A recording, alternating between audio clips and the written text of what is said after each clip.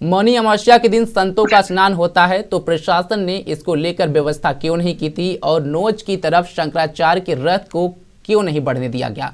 मौनी अमावस्या को देखते हुए शंकराचार्य को विशेष प्रोटोकॉल आखिरकार क्यों नहीं दी गई?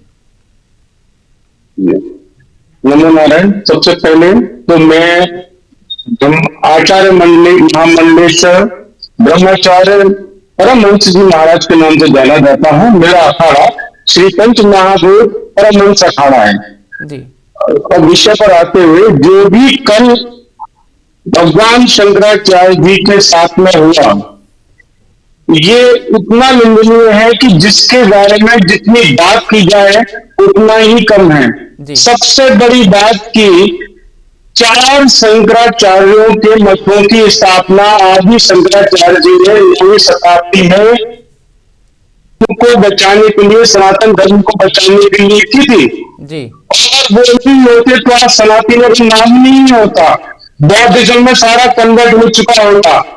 और आज उन्हीं में से ज्योतिष पीठ के भगवान श्री श्री 1008 अनंत विभूषित शंकराचार्य विभूतेश्वर जी महाराज के साथ में जो अपमान हुआ है, वो सनातन के ही सीने पर एक पड़ी हुई बात है। उनके शिष्यों पर लाखों मारी है, वो सनातन के ऊपर है।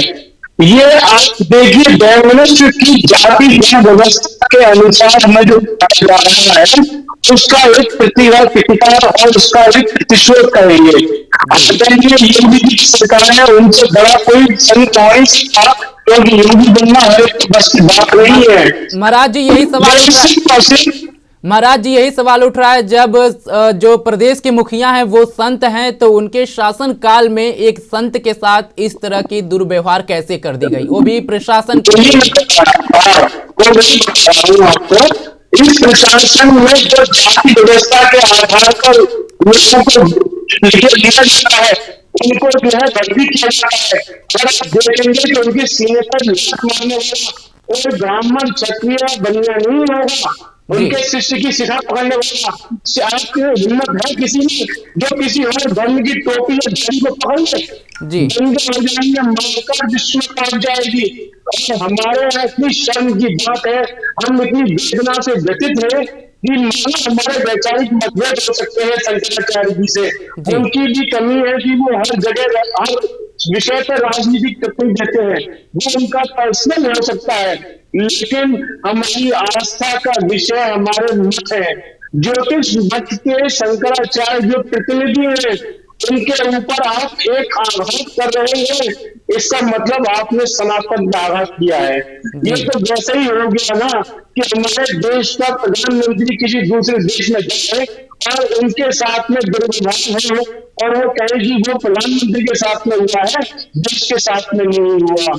ये हमारे को रोना है इस बात पर कि इतने संत है, करोड़ के अलावा उसमें और बैठे हुए हैं।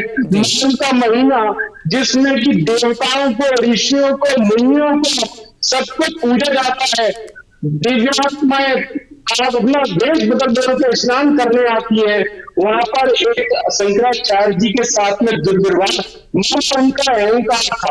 उन्होंने पालकी से नहीं जानना, अरे ये तो उनका प्रोटोकॉल, आप समझ उनको प्रोटोकॉल है उनका, उसमें कौन सा ईमेल लगा हुआ था, लोग अपने हाथ से तो खींच कर ले जाते थे उसको। लेकिन जिस तरीके से 2 दिन पहले उन्होंने टिप्पणी की थी कि अगर आपको अपने बोर्ड को किसी कलर को बनाना है तो बना दीजिए, मुझे लगता है ये उसका एक प्रतिकार है। योगी जी के संज्ञान में नहीं आया होगा इस तरीके से, नहीं उनकी कोई इस तरीके की आगे से होगा कि इनको बेइज्जत करने का, क्योंकि जितना मैं योगी जी के बारे में जानता हूँ, वो संतों को चाहे उनकी विचार से मिलता हो या नहीं मिलता हो, उसका कभी अपमान नहीं कर सकते।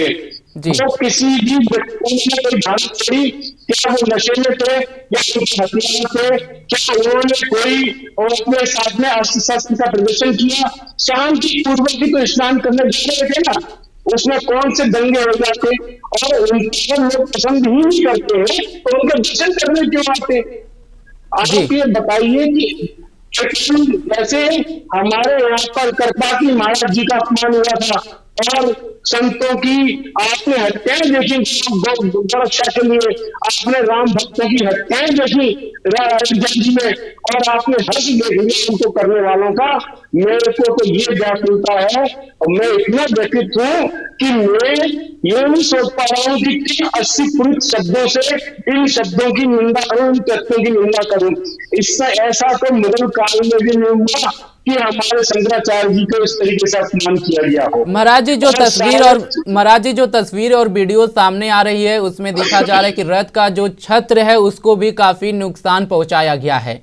तो ऐसा दृश्य आपने कभी देखा है इस तरह का कि इस तरह से किसी भी शंकराचार्य का अपमान किया गया हो? ये छत्र और चंबल तो शंकराचार्य जी के शरीर में उनका उनका ताज है। ये जगत गुरु आचार्य शंकराचार्य जी अपने साथ छत्र लेके चलते हैं। ये उनकी बुद्धिता को दिखाता है, ये नहीं कि आपके लिए ये है, जी आपकी चेतना आपके ब्रह्मांड को